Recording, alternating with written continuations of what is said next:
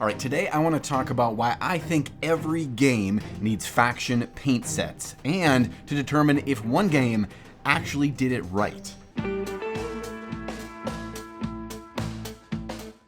You know, I can still remember clear as day the frustration and confusion of being a new painter and not knowing what paints to buy. Yeah, picking the right paint brand is one thing, but most miniature paints are pretty solid quality. The bigger issue is what specific colors do I need? I mean, I couldn't afford $200 in paint when I was new. I just wanted a handful of the right colors so I could paint my models correctly. What I realize now, years later, is what I really wanted is a well-rounded faction paint set that gave me all the colors that I needed to paint a model and no extras. And in a lot of ways, that actually would be really beneficial for me even today. So let's discuss why I think faction paint sets would be valuable to painters of all levels and how these sets should look while we test out the new Infinity JSA paint set to see if it checks all the correct boxes. It's fortuitous that one of the factions that they came out with a new paint set for is the JSA faction because they are badass futuristic samurais and I love them. Now these models are metal, but cleaning them up is really easy. The hobby knife, the sandpaper you use for other models still work here,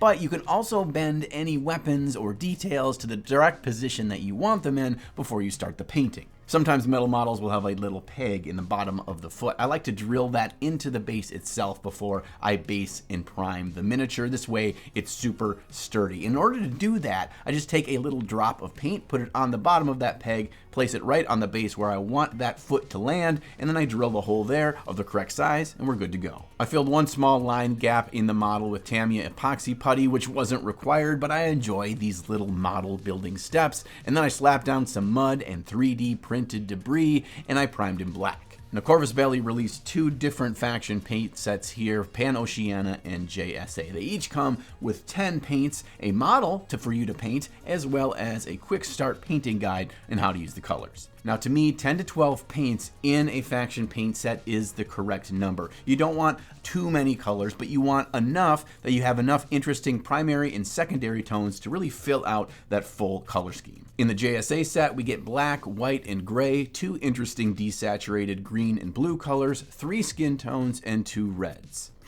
I do have some trepidation on their choices of the 10 colors in this set, but before I pass judgment, let's get them to work on the model and determine if they were in fact the correct 10 colors. One good sign is that these paints are manufactured by the Army painter and they use that new Fanatics formula, so we have confidence that they're going to work great on our model. Now, the approach I'm going to take for painting this model is a very simplistic but specific one. I want to showcase all the really interesting fine detail work on these models, and there are certain ways that we can accomplish this that do not take dozens of hours, so that's what we're going to do. I sketch on a series of lines, and I leave the deepest recesses completely black, and I use the cross-hatching of those lines in areas that would fall into more shadow.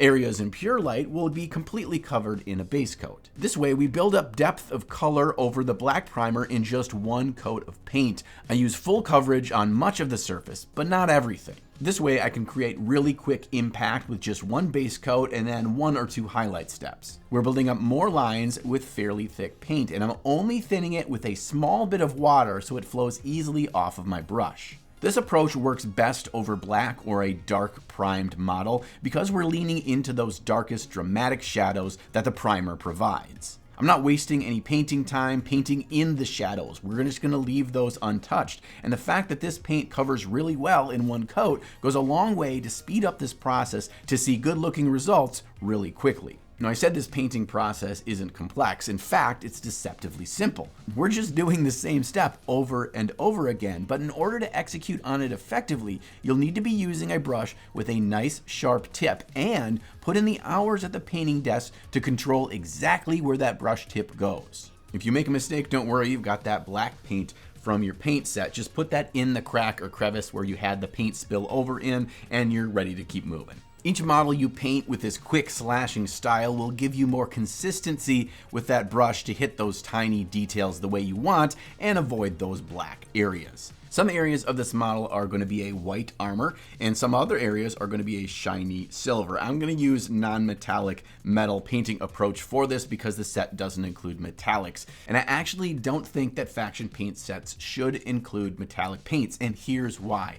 If this set included a silver paint, but then the Pan Oceania set also included that same silver paint, well, if I bought both faction sets, then I have 2 bottles of the same paint. I think it's better off that the faction sets leave no metallics in there, but instead you can buy a individual metallics paint set that includes the 8 or 10 metallics in a given paint range, and you can just use them for any of the faction sets you buy. Now we can actually use the same paint to start the white armor and the silver regions. The key factor here is we're going to fully base coat the areas we want white while keeping a lot of the black showing on the surface of those areas that we want metallic. This is because of the properties of a metallic object. They tend to jump from a dark to a really bright in a very short span. And in order to trick our eye into believing that this model is made of metallic surfaces, we need that quick jump from really dark to really bright. All the work thus far has been almost entirely in grayscale. It feels like we don't have a lot of color going on this model right now, but that's okay. We're gonna punch up those individual striking colors later. I'm really enjoying the neutral tones in this set. The grayish blue, the greenish fog color, they're really, really fun and I like them a lot. They give me a lot of subtlety and variety, and I really feel like there's a distinct start to this color scheme because of them. Now I understand why the set includes a white and a black. It allows us to mix in shadow tones and highlight tones with the remaining 8 paints. But one thing I really don't understand is why the set also includes a gray. I mean, we can mix our own gray, right? Perhaps a neutral brown to paint all the pouches and belts would have been a better fit, but I did find that I used the straight gray a bit anyway, so it's not a massive deal. I worked the white armor up lighter and lighter, and I'm never actually going to pure white, at least at this stage. I can always make it brighter at the very end of the paint job, but for now I just want to give it bright enough of a feel so I can move on to another section.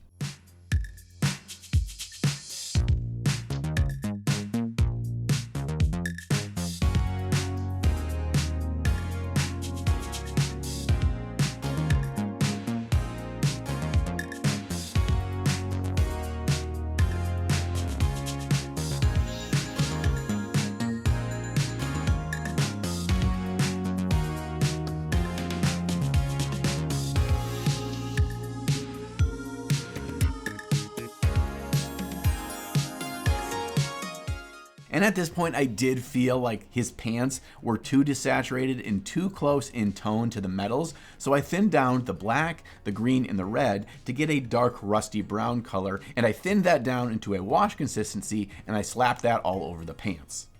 Today's video is brought to us by Bamboo Labs, and by now you're probably aware that this printer has changed my entire outlook on FDM printing. Oh, and the free Bamboo Labs software is incredibly easy to use. You just drag and drop, you hit slice, and you hit print. And if you're anything like me, your hobby time is precious. You don't want to waste it trying to fix another piece of equipment. And I don't have to do that with the Bamboo Labs printers. I can spend my time out there searching for awesome things to print up, actually get them printing, and painting them and using them in games. And I have a lot of those projects going on right now. I'm printing up an entire table of fantasy scenery for Age of Sigmar games and Dungeons and Dragons. I'm printing out an entire fantasy village for use in Mordheim and also in Dungeons and Dragons. I'm printing up loads of Warhammer 40k terrain for my local stores events and local tournaments. And my latest projects in this ever-growing list are searching out really thematic, interesting terrain for games like Infinity and Trench Crusade. And as helpful as this printer has been for creating thematic gaming tables for me, it's also become really useful in some other hobby needs. There's tons of useful mini painting gadgets that you can print off that'll make your life easier, like painting handles, like pot holders that will keep your lid on and not spill it on the table, and then other useful tracker tools for your games, like these spell slot trackers for Dungeons and Dragons or victory point trackers for 40k. So if you want amazing stress-free printing right out of the box from the 2024 CNET Editor's Choice winner, then look no further than Bamboo Labs. I've got a link down in the video description. Make sure you check that out because they've got some great sales going on right now. All right, moving on to this next section is a good time for me to talk about why I think 10 to 12 paint faction sets should be included in way more miniatures games. Because on this section, I'm painting the thigh armor, and I wanted a different color than the desaturated kind of grays and silver tones that I've done thus far. And I don't have an obvious brown color to use for this, so I'm just going to take a few of the colors in the set and I'm going to mix them together to see what tone I create. If the paint set was designed with purpose and color harmony, just about any color I mix together here will fit in well with the rest of the model. I'll learn how colors interact and I'll get comfortable with color mixing. And with that, I will build confidence. The color will look good and I won't have to own 100 paints to have that kind of color variation. And then I'll go on to learn about creating highlight tones with mixing, experimenting with colors other than white, like the skin tone that I use on this model, to build up those highlights with more interesting colors and not just using a desaturated white to highlight with. But for some of us, color mixing is a bridge too far, especially when we're brand new. I totally understand that. The thing is, it's really simple and any of us can do it. We just need that limited palette and realize how fun and easy it is. So by using a faction palette that only has 10 or so colors, we're allowing ourselves to use just these few colors and make the colors we need to get through that breakthrough moment. Plus, a really important thing is a faction paint set reassures us that the colors that we need to paint the blue armor like they show on the box art is the same blue that's in the box. This way we take decision paralysis out of the equation, which is a really real thing, whether you're a new painter or an experienced painter, and we just let the painter paint. So much that bogs us down in this hobby is the scope of options and feelings we will make the wrong choice. But having one box of paints and the confidence to know that we can paint the model just like on the box art in those same colors is such a win for hobbyists of all levels. All right, I'm getting all worked up about this right now, so I want to break down to you my pitch of what I think 10 faction paint sets should look like for all the games we play. All right, each faction in the game you play, whether it's Warhammer, Age of Sigmar, Infinity, Conquest, whatever, it would have its own unique 10 paint set, and none of the colors in any of these sets within your game would be overlapping. So as you added more of these paint sets to your collection bit by bit, you'd never have doubles of any colors. So you'd be growing your paint collection little bit by little bit organically, and as you add more colors, you'll get experience using those colors instead of buying a set of 200 paints and never using about 100 of them. But what about black, white, and more generic neutral tones? Good question. I'm glad you asked. There is also one foundation set that has all the 10 core neutral colors. So you buy that core set once, and you can add those as you see fit to any other paint set that you own. Now, any well thought out paint scheme for a faction, when it's used in the concept art or used in the miniatures themselves in the game books, have a bit of thought put into them. It's not just the blue Marine's armor is blue. There's a lot more colors that go into really making it come to life, and not all of those are those primary punchy colors. And it's those less obvious colors that round out the 10 paints in the set that really pull it all together and create that color harmony and really unique, crisp feel of that faction. These companies have done that work to create the color schemes and the art surrounding those factions. Why not just put them in a box and let me buy it? I just mentioned the importance of focal colors to really identify a faction, and for JSA here, that means a really, really punchy, bright red. And we're gonna start implementing that now to bring this model to life. And these colors are what really pull the army together, and when you have them on the table, it what makes them feel cohesive. It's these primary punchy colors. And as I start to implement this red in very specific places across the model to showcase it as part of the JSA army, you're starting to see how those secondary kind of support colors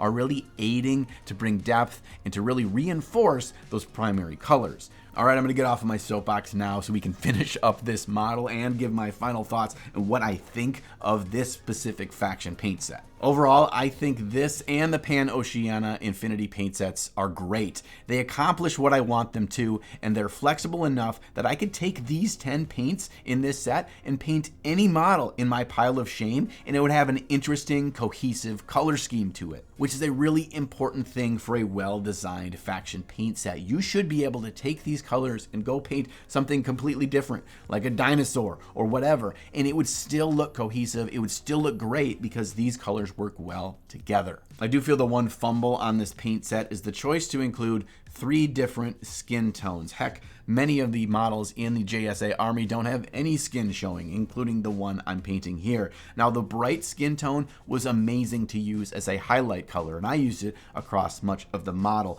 But including 3 skin tones, that's a bit much. I'd include the darker one, the brighter one, and then you get to teach the painter that mixing them together creates the middle one. Now, I'd replace that color with a vibrant blue or maybe a neon green. Both of these colors are seen sparingly in the faction artwork on weapons, so they aren't a focal point to the scheme, but they add a nice pop of bold, cold color. Plus, you can use that blue as a glaze to the white armor to give it a bit more cool depth. And that really is my only nitpicking to the set. There are a couple of colors in here that I'm going to start using in a lot more models, including the bluish gray and this really awesome foggy green color. And I feel like I can take these paints and paint other things, not just the models for this game. One thing that this paint set does quite well is it does not require you to mix the paints together at all to complete a model with the correct faction colors, but it also rewards you with that learning experience you get with color mixing.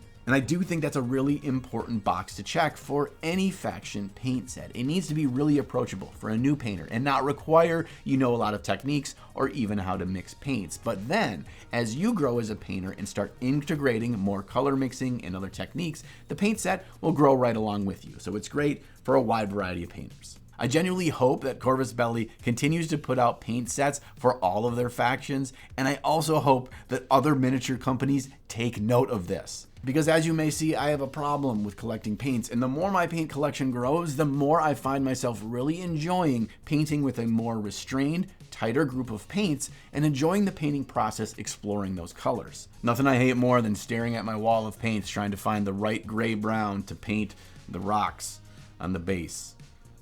Just give me these colors, I'll make that color or use whatever's here.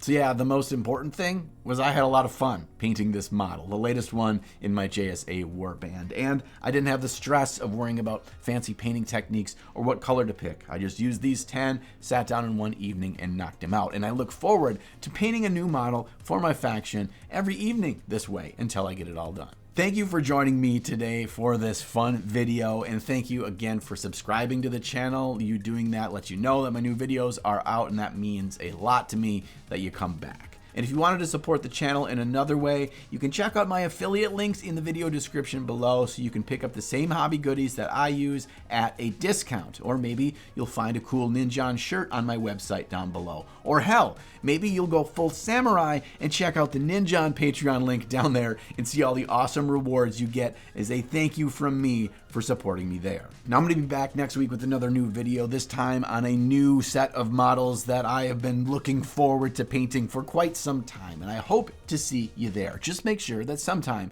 between now and then you find time in your day to slay the gray.